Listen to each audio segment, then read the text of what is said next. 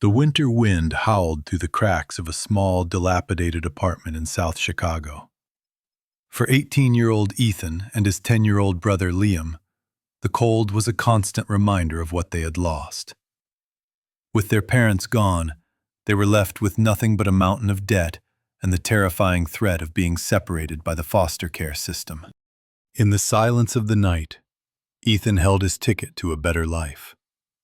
An acceptance letter to the state university. He looked at little Liam, sleeping peacefully amidst the chaos. With a heavy heart but a steel resolve, Ethan crumpled the paper.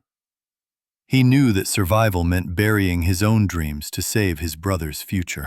The next morning, the student became the laborer. Ethan traded his textbooks for a hard hat and a heavy jacket. He looked Liam in the eyes and said, "My job is to build the city. Your job is to build our future. You study. You learn. You escape this place for both of us." From that day on, Ethan's life was defined by the rhythm of jackhammers and the biting cold of high-altitude scaffolding.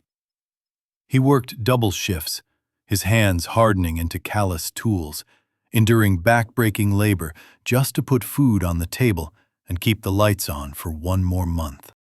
Liam understood the cost of every meal he ate. While other kids played in the streets, he buried himself in the public library, devouring books on algorithms and coding. He wasn't just studying for grades, he was fighting a war against poverty, armed with nothing but his mind and his brother's sacrifice. Years of silent struggle culminated in one email. Harvard University. A full ride. When Liam broke the news, Ethan, covered in dust and grime from the site, froze. For the first time since their parents died, the tough older brother broke down in tears. His sacrifice had finally borne fruit. At the bus station, Ethan pressed a roll of crumpled bills into Liam's hand, money he had hidden under his mattress for years. "Don't look back," he said, his voice steady. "Go out there and change the world. I'll be right here waiting."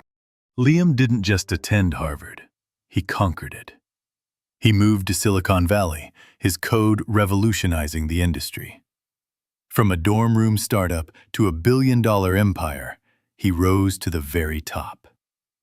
But amidst the flashing lights and stock market tickers, he never forgot the man who was still wearing work boots back in Chicago.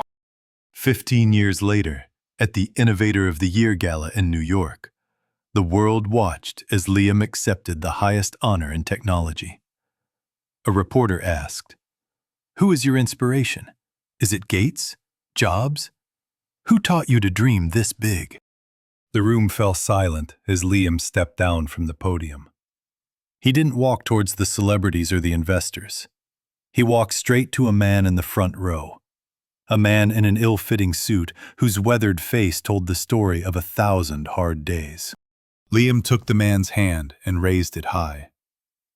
"Ladies and gentlemen," he announced, his voice trembling with emotion, "I may write the most complex code in the world, but this man is the one who programmed my life." He showed the world his brother's hand. "Look at these hands. They are scarred by freezing steel and heavy concrete. He froze so I could be warm.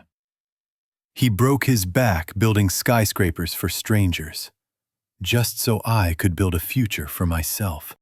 The world calls me a genius," Liam continued, "but I am merely the result of his love. My brother Ethan is the greatest angel investor of my life. He didn't invest money. He invested his entire existence so that I could fly."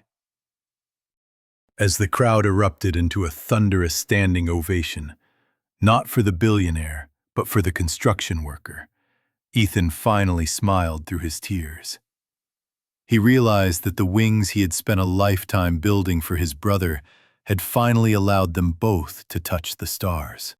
Success is never a solo journey. Behind every shining star, there is often a shadow that held it up. We often look at the billionaire, the genius, the icon, and forget the silent sacrifices that paved their way. Look at your own life.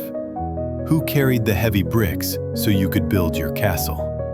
Who walked in the cold so you could sit in the warmth? Don't wait until you are on a stage to thank them. Go to them today. Hold their rough hands and tell them, "Thank you for being my hero." Because the greatest legacy isn't what we build for ourselves, but what we sacrifice for others.